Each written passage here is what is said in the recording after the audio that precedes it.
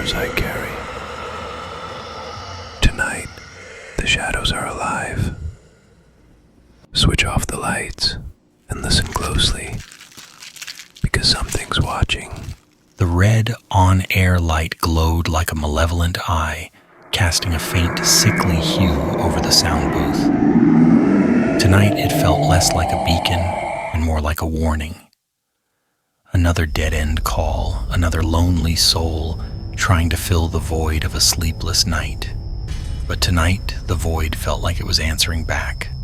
I'm Alex, host of Nightwaves, the graveyard shift on an independent local radio station, KPMD 97.3 FM.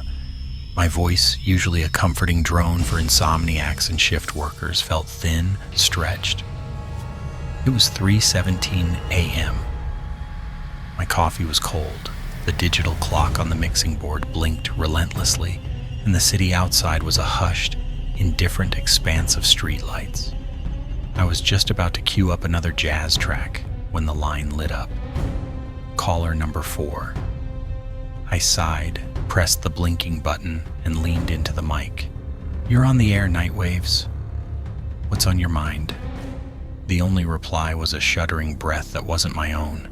There was only static at first, the brittle, crackling sound of a radio struggling for reception in a storm. Then, through the hiss, a voice, small and tremulous, barely above a whisper. "Hello? Is anyone there?" It was a girl's voice, young, no older than 10 or 11. My brow furrowed. Kids weren't usually up this late, calling talk shows, especially not with such profound fear in their tone. I've always been a listener, drawn to the unspoken stories, the quiet despair hidden behind polite words, a trait that served me well in this solitary profession, but sometimes blurred the lines between empathy and obsession. After my sister Sarah's long, slow decline, I'd sought the anonymity of the graveyard shift, a place where my own ghosts couldn't find me. But tonight it seemed a new ghost was finding me instead. "Yes, you're on, sweetheart," I replied, trying to inject some warmth into my tired voice. "What's your name? Where are you calling from?" More static than a sniffle. "My name is Lily, and I'm trapped. I'm in Willow Creek Asylum." The air in the studio went suddenly cold, an icy prickle on my skin that had nothing to do with the aging ventilation system. Willow Creek Asylum. I knew that name. Everyone in this city did. It was the stuff of local legend, a decrepit institution with a dark history. But it wasn't just a legend. It was a scar on the city's landscape that no longer existed.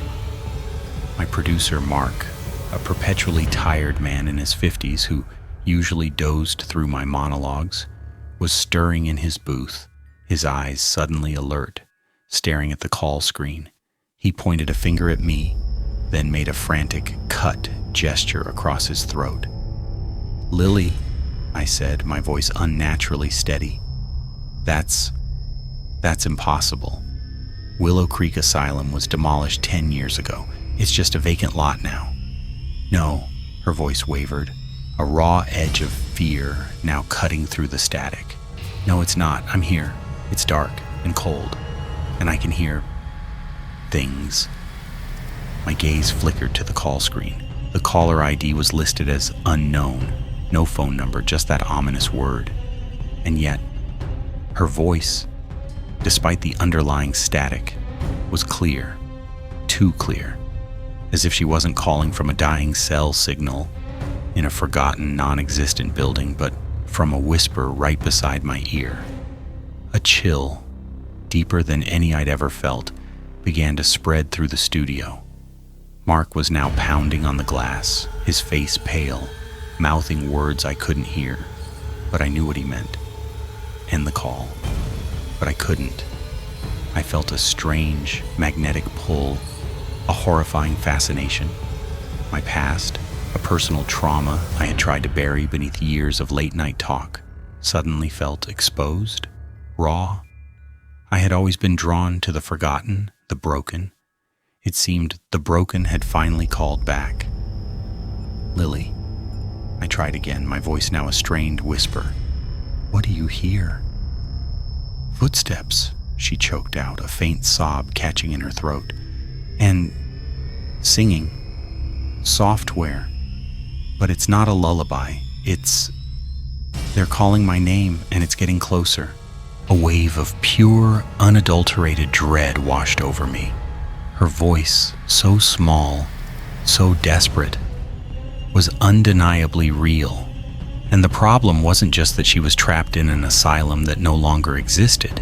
The problem was that she was still on the line, and the longer she was, the more I felt the cold, ancient presence of that place creeping into my studio, into my mind. I knew, with a horrifying certainty that chilled me to my very bones, that if I didn't hang up now, if I allowed her to continue, my nightmare would truly begin. Build-up, atmosphere, unease, and foreshadowing. I stared at the blinking call button, my finger hovering, paralyzed by a mixture of terror and an insatiable, morbid curiosity. Mark was still frantically gesturing from the other side of the glass, his face a mask of urgent alarm, but his words were lost to me. All I could hear was Lily's ragged breathing, punctuated by the relentless hiss of static that seemed to grow louder, more insistent. The studio, usually a comforting cocoon of sound and light, now felt like a cramped, airless coffin. The faint hum of the fluorescent lights above me seemed to pulsate, almost in rhythm with my frantic heartbeat. My background, a carefully constructed facade of detached professionalism, began to crumble. I'd taken the graveyard shift, not just for the money, but for the anonymity, the quiet. It was a place where my own ghost couldn't find me. After my sister Sarah lost her battle with a cruel, insidious illness, I'd fallen into a deep, silent despair. I'd been her caretaker, her advocate, watching her mind slowly unravel. I understood the terror of being trapped in your own crumbling reality. The asylum for me was a symbol of that ultimate confinement. And now, a child, Lily, was calling from its ruins. My fear was deeply personal. It wasn't just about the supernatural, but about the insidious loss of control, the slow descent into a reality you couldn't escape. The atmosphere in the studio thickened. The usual smell of stale coffee and dusty electronics was now tinged with something else. A faint metallic scent, like old blood and rust, mixed with the musty odor of damp stone and decay. It was the smell of forgotten places, of fear trapped in crumbling walls. My stomach churned. Subtle oddities began to punctuate the broadcast. The old analog clock on the studio wall, usually accurate, started lagging. Its second hand would tick forward, then twitch back, then jump 2 seconds ahead, settling on random times, rarely the correct one. It was currently stuck at 3:17 a.m., the exact moment Lily's call had come in. Coincidence?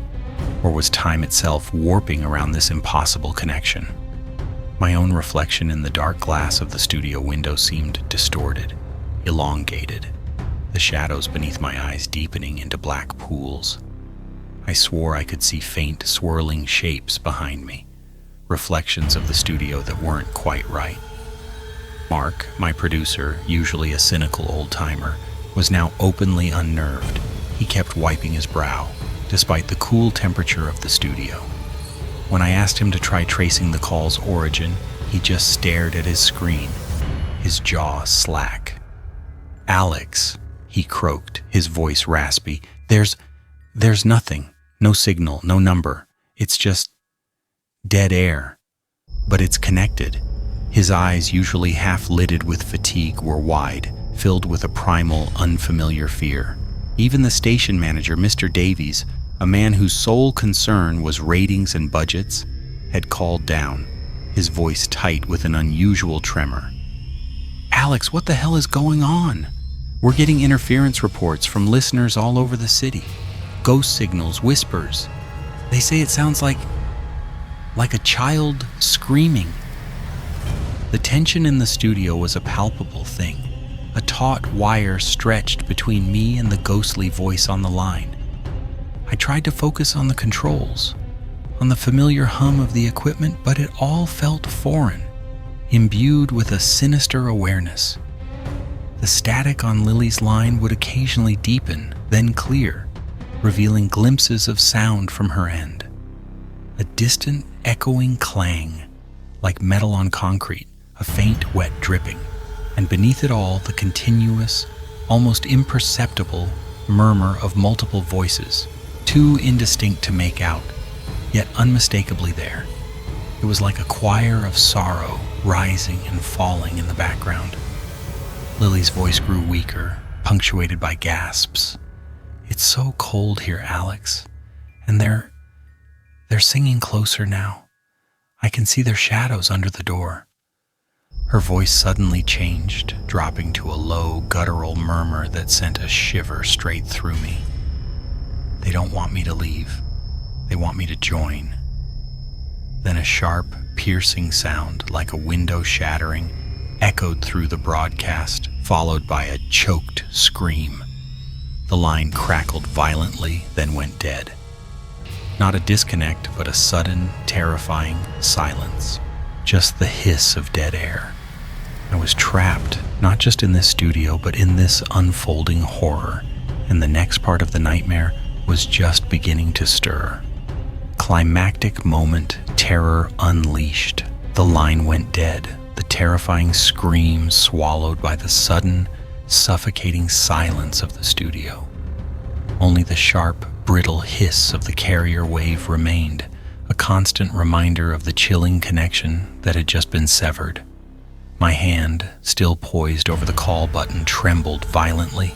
Mark was on his feet, his face ashen, staring at the dead line with me. The studio, which had felt cold before, now radiated an almost palpable Arctic chill, raising goosebumps along my arms. The metallic smell, mingled with damp stone, intensified, filling my lungs with a suffocating dampness. "Lily?" I whispered into the mic, my voice hoarse, strained. Only the hiss answered. Suddenly, the studio lights flickered violently, plunging us into momentary darkness before sputtering back to life, weaker than before, casting long, dancing shadows that stretched and twisted into monstrous shapes.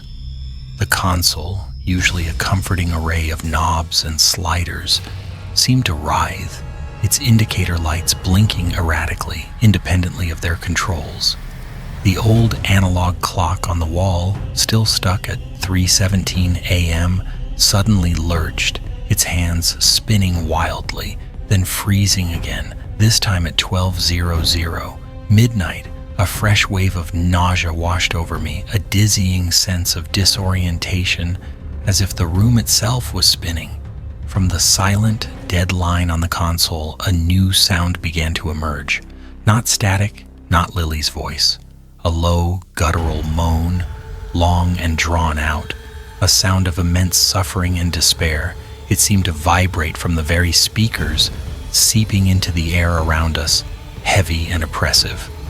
Mark stumbled backward, knocking over his chair with a deafening clatter, his eyes wide with unadulterated terror. "What is that, Alex?" he choked out, his voice barely a whisper. "What the hell is that?" The moan intensified, joined by others, a chorus of tormented whispers and cries, growing louder, more piercing. It was a cacophony of agony, the sounds of hundreds of voices, desperate and broken, all echoing from the empty dead line. It was the sound of Willow Creek Asylum itself, screaming, and through the horrifying din, I could still hear it, faint but distinct. Lily's small, terrified voice repeating over and over, "They're here. They're all here." I instinctively reached for the emergency cutoff switch, my hand shaking so violently I almost missed it. This wasn't a prank call. This wasn't a malfunction. This was real, and it was bleeding into my reality. As my fingers brushed the cold metal of the switch, a jolt of ice-cold electricity shot through my arm, paralyzing me. My muscles locked. I couldn't move. The studio began to warp. The walls seemed to breathe, expanding and contracting, the familiar equipment stretching and shrinking as if seen through a funhouse mirror. The glass separating my booth from Mark's shimmered and distorted, reflecting not our faces but gaunt, indistinct figures moving behind us, their forms twisted and elongated. I could feel their presence, cold and ancient, pressing in from all sides. Was this a curse? Madness? A ghost? Or something far more ancient? Something that played with the very fabric of reality and memory? Through the agonizing moans and the chilling whispers, Lily's voice suddenly cut through, clearer than ever, laced with a horrifying revelation. They don't want me to leave, Alex. They made me one of them. The others, they're hungry for voices. A horrifying image flashed through my mind, rows of empty, shadowed cells filled with the echoes of lost souls. They needed a way out, Lily whispered, her voice now a chilling echo of my own. They needed someone to listen. And then, as a final, soul-shattering shriek tore through the air, the voice of Lily merged with the chorus of moans, becoming indistinguishable, subsumed by the agonizing symphony of the asylum. The sound grew deafening, tearing at my eardrums, vibrating through my very bones. The studio lights exploded, showering us with shattered glass and plunging us into absolute, suffocating darkness. The last sound I heard before the world went black was not the crackling static, but a multitude of voices, now clear, distinct, and terribly close, all whispering my name, demanding to be heard, demanding to be let out.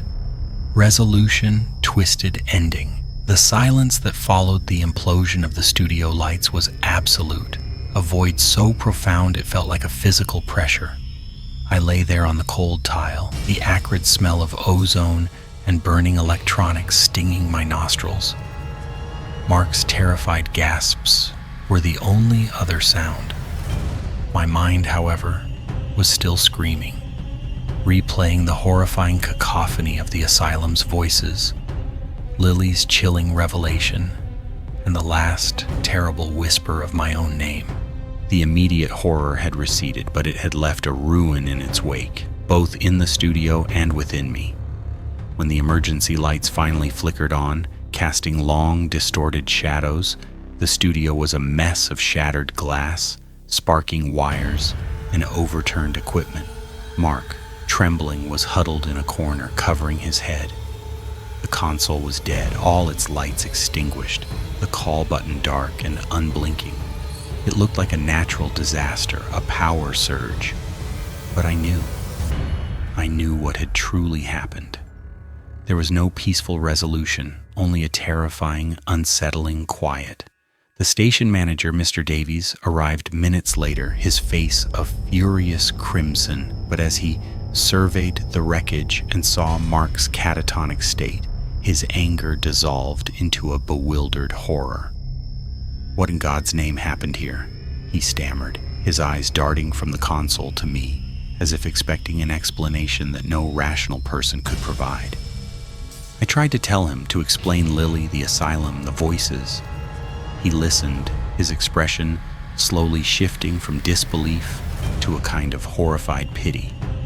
He dismissed it as a hallucination brought on by exhaustion and stress, suggesting a mandatory leave and a full psychological evaluation. He insisted it was a freak electrical malfunction, the ghost signals merely a coincidence of equipment failure. He wanted to bury it, to forget it. But I couldn't. The haunting questions echoed in my skull. Was Lily truly gone? Were the voices silent? Or had they simply found a new conduit? I left the station that morning, a ghost of my former self. The The city seemed different, colder, its familiar hum replaced by an unnerving undertone.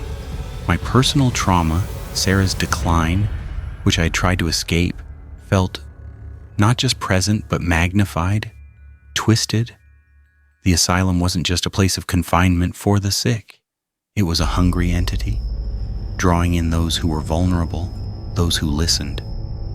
My guilt, my silent despair, had made me the perfect target. The final twist, when it manifested, was subtle, insidious, and deeply personal. I tried to go back to my old life, to design, to sleep, to silence the clamor in my head.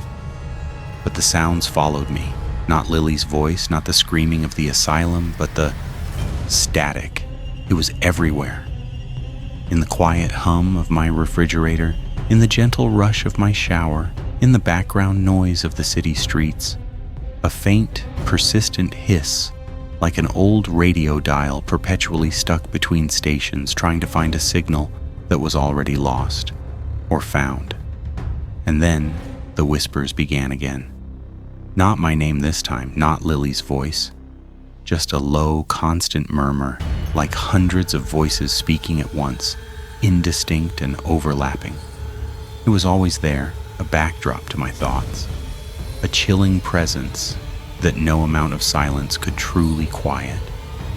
I tried noise-canceling headphones, loud music, anything to drown it out. It was useless. The whispers were not external, they were internal. They were in my head, a permanent echo of the last broadcast. My sleep became a nightmare of endless dark corridors, of locked doors and distant moans. I would wake up in a cold sweat, convinced I could feel cold, bony fingers trailing across my face. My reflection in the mirror started to change. My eyes, always tired, now had an unnerving depth, a blackness that seemed to swallow the light.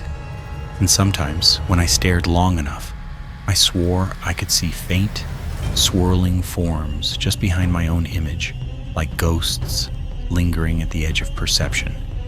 I was left with a crushing paranoia, a psychological scar that bled into every waking moment. The knowledge that I had listened, that I had opened the door, was a torment. I was no longer just Alex, the radio host. I was a receiver, a living antenna for the echoes of Willow Creek Asylum. The immediate story of Lily's call had ended, but its true resolution was a twisted, unending torment. I had survived the broadcast, but the broadcast, it seemed, had never truly ended for me, and perhaps it never would. Chilling moral or whisper. The static is constant now, a low, persistent hum beneath every sound, every thought. It's the hum of 1,000 lost souls, perpetually seeking connection, perpetually trapped. My experience with the last broadcast taught me a chilling truth. Some echoes never fade, and some calls, once answered, can never truly be hung up. My life is a haunting reflection of that night. I lost the radio job, of course. My colleagues spoke of my breakdown in hushed tones, their eyes filled with pity. But their pity is a shallow thing, for they don't understand the true nature of my confinement, the trauma of Sarah's illness, the slow erosion of her mind, mirrored the fate of Lily, and now my own.